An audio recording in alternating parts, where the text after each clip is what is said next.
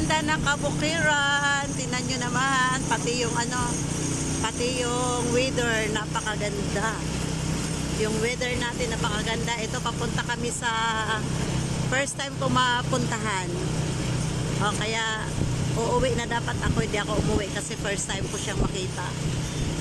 Ang ganda ng ang ganda ng lugar, oh. Ayan, oh.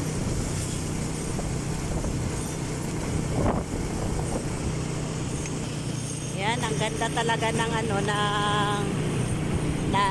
na gawa ng ating may kapal. Kaya tingnan nyo naman kung gaano kaganda yung ating palibot.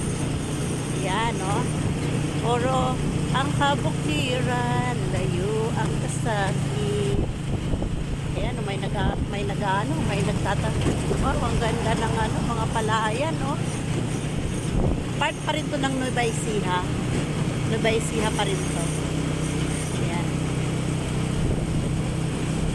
Ganda ng ang ganda ng tanawin.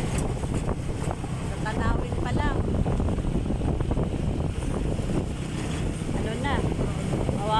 Mawawala na yung stress mo. Mawawala na yung stress mo sa tanawin pa lang. Ayan. Ang ganda naman talaga. May nag-harvest, may ha-harvestin pa lang. Ayan. Tapos makikita mo yan. Next month yan. Ayan, inaararo na para taniman na naman uli. O, diba? Ang ganda, diba? Ang ganda ng ang ganda ng tanawin, no? Grabe.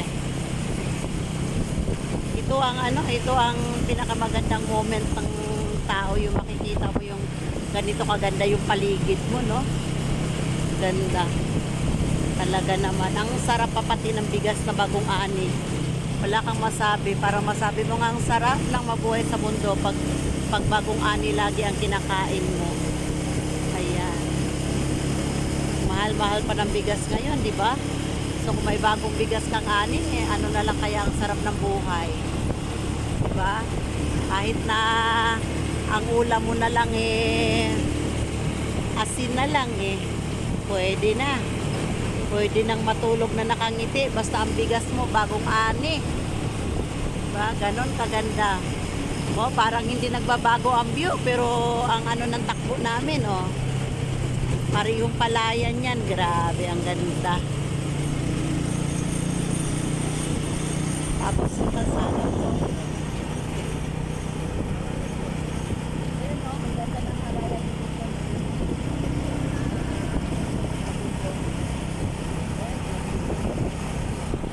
Mga nagtatanim ng bigas.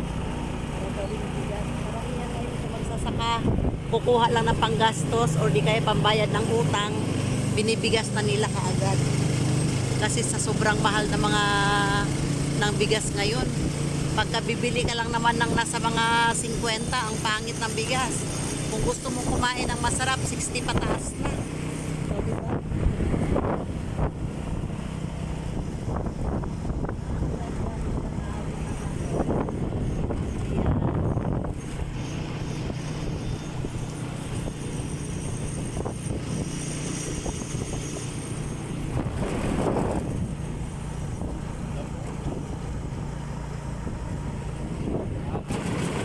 Ayan lang mga kalungsod. And thank you for watching.